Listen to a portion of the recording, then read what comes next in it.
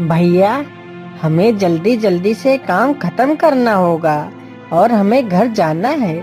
पिताजी की तबीयत कुछ ठीक नहीं है, हमें उनका ख्याल रखना होगा।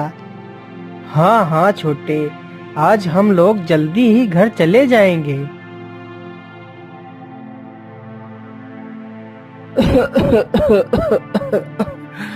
बेटा, मुझे लगता है अब मैं कुछ दिन का ही मेहमान हूँ।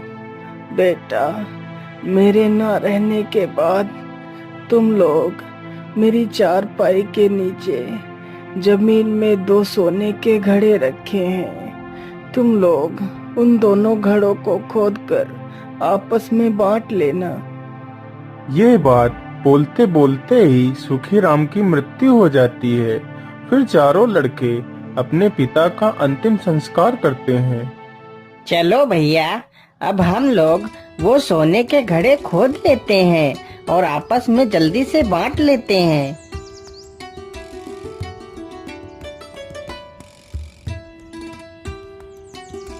अरे वाह भैया, घड़े तो कितने चमक रहे हैं।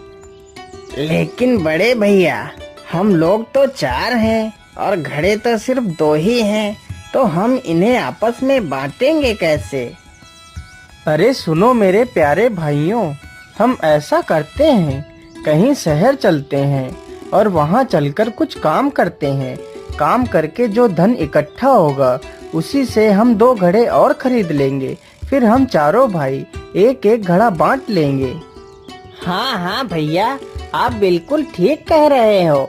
चलो हम चारों कहीं शहर चलते हैं। अरे कितना सुंदर वृक्ष है। इसका तना तो चांदी का है और इसकी टहनी सोने की है और इसमें पत्तों के स्थान पर मोती लटक रहे हैं। कितना सुंदर वृक्ष है। मैंने आज तक ऐसा वृक्ष कभी नहीं देखा। राजा इस वृक्ष को अपने सपनों में देख रहा है। अरे महाराज, उठिए, सुबह हो गई है और आप अभी भी सो रहे हैं। उठिए महाराज, राज्यसभा में सभी लोग आपकी प्रतीक्षा कर रहे हैं। पता नहीं आज महाराज को राज्यसभा में आने में इतना समय क्यों लग रहा है। अरे ये लो, महाराज आ गए, महाराज आ गए। क्या बात है महाराज, आज आप इतना चिंतित क्यों लग रहे हैं? आप बहुत परेशान दिखाई दे रहे हैं महाराज। बताइए हमें क्या बात है। क्या बताऊं मंत्री जी, आज मैंने अपने सपने में एक बहुत ही अजीब किस्सा देखा है, जिसमें मैंने देखा है कि एक बहुत ही सुंदर वृक्ष है जिसका तना चांदी का है और उसकी टहनी सोने की है और उसमें पत्तियों के स्थान पर मोती लटक रहे हैं। परंतु महाराज, यह कैसे संभव है? चांदी का तना और पेड़ में सोने की डाली और पत्तियों के स्थान पर मोती लटक रहे हैं, यह कैसे संभव है महाराज? मंत्री जी, यदि ऐसा संभव नहीं है तो मुझे यह सपना कैसे आ सकता है? मेरा देखा हुआ सपना असत्य नहीं हो सकता। वह वृक्ष कहीं ना कहीं तो अवश्य है, तभी मुझे वह वृक्ष सपने में दिखाई दिया। मंत्री जी, मुझे ये वृक्ष देखना है। तुम पूरे राज्य में ये घोषणा करवा दो कि जो भी मुझे ये वृक्ष दिखाएगा, मैं उसे अपना आधा राज्य दे दूंगा और अपनी बेटी का विवाह भी उसी के साथ कर दूंगा। सुनो सुनो सुनो, हमारे राजा को जो भी इंसान उनके सपने में दिखा सोने चांदी तथा मोतियों से बना वृक्ष दिखाएगा, राजा उसे अपना आधा राज्य व अपनी बेटी का विवाह उसी के साथ कर देगा। तभी उसी गांव से वह चारों भाई गुजर रहे थे। सुनो सुनो सुनो, हमारे राजा को जो भी इंसान उनके सपने में दिखा सोने चांदी तथा मोतियों से बना वृक्ष दिखाएगा, राजा उसे अपना आधा राज्य व अपनी बेटी का विवाह उसी के साथ कर देगा। अरे भैया, यह राजा किस वृक्ष की बात कर रहा है? क्या कहीं ऐसा वृक्ष भी हो सकता है? हाँ छोटे, क्यों नहीं हो सकता? इस संसार में कुछ भी असंभव नहीं है। तो भैया, आपका मतलब है कि ये वृक्ष जरूर है? हाँ हाँ छोटे, यह वृक्ष कहीं ना कहीं तो जरूर होगा। तो फिर चलो भैया, हम राजा के पास चलते हैं और इस वृक्ष को ढूंढते हैं।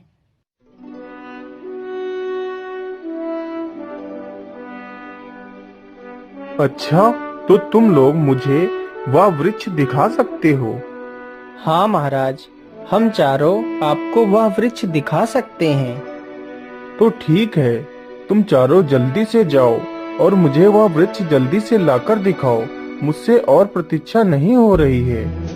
अरे बड़े भैया, हम लोगों ने वृक्ष दिखाने की जिम्मेदारी तो ले ली, लेकिन ये वृक्ष लाएंगे कहाँ से? अरे गणपत, तुम चिंता मत करो, बस वृक्ष को ढूंढते रहो। यदि ईश्वर ने हमें यहाँ तक पहुँचा दिया है, तो आगे का रास्ता भी वही दिखाएगा।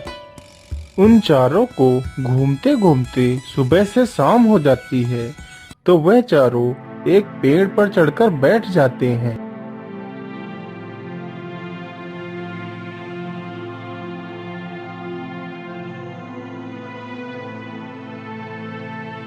अरे ये क्या? ये तो एक मणिधारी सर्प लग रहा है। अरे भैया, उधर देखो, उधर तो देखो जरा, उधर एक मणिधारी सर्प है। आज मैं इस सर्प को नहीं छोड़ूंगा। आज तो मैं मणि हासिल करके ही रहूंगा।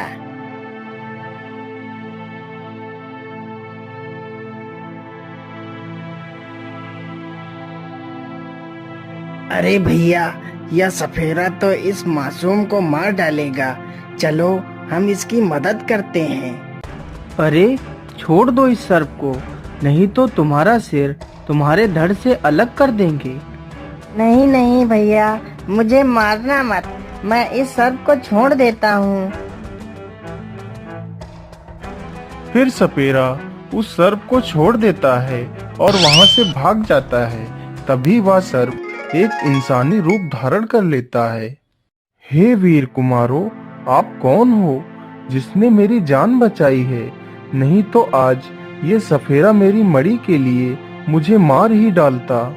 हे नागदेव, हम चारों भाई हैं और हम लोग किसी उद्देश्य के लिए इधर उधर भटक रहे हैं। अच्छा ठीक है, मैं आप लोगों से बहुत प्रसन्न हूँ। चलो मेरे साथ चलो, हो सकता है कि मैं आपके कार्य में कुछ आपकी मदद कर सकूं।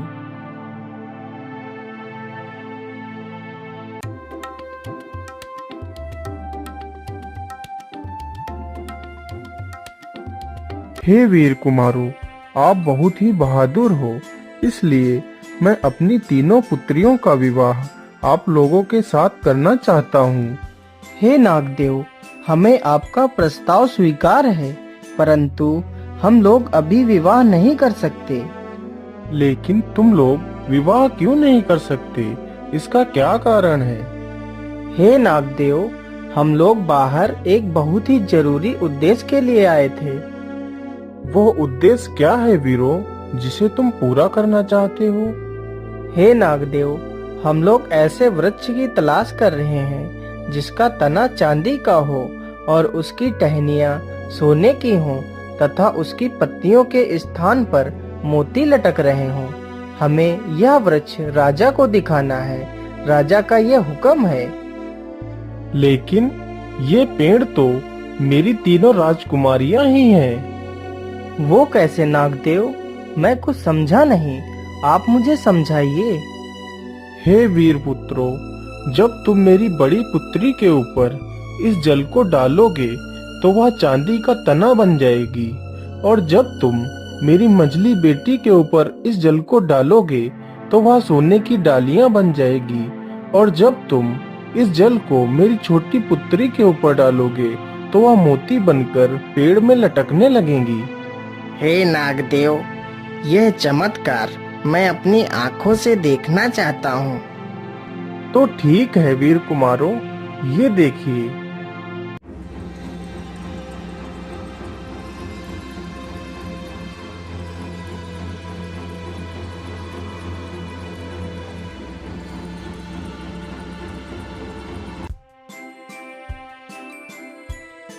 अरे वाह भैया, यह तो सचमुच का एक सुनहरा पेड़ बन गई है।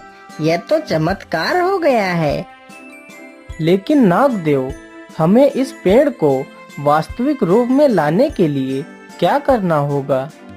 जब तुम्हें इस पेड़ को वास्तविक रूप में लाना हो तो इस पेड़ पर पुनः ये जल छिड़क देना, तो यह पेड़ अपने वास्तविक रूप में आ जाएगा।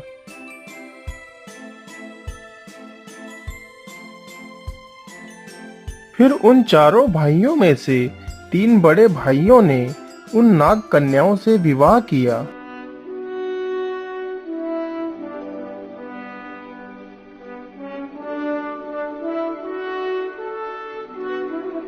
अरे ये क्या, मैंने तुम चारों को वृक्ष लाने के लिए भेजा था और तुम चारों ये 3 लड़कियां लेकर आए हो।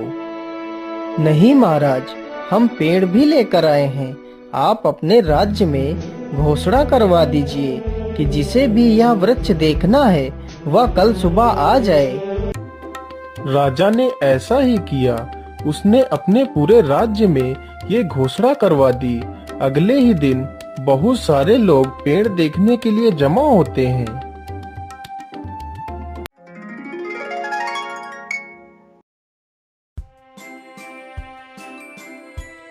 अरे बाप रे बाप, यह तो सच में एक सोने का पेड़ तैयार हो गया है।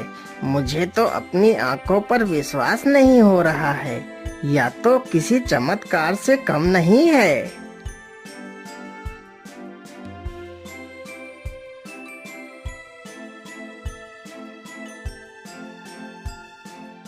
आज मैं बहुत प्रसन्न हूँ। तुम चारों ने मेरा सपना सच कर दिया। इसलिए मैं अपने वादे के अनुसार अपनी पुत्री का विवाह तुम्हारे छोटे भाई के साथ करता हूँ और अपना आधा राज्य तुम चारों के नाम करता हूँ।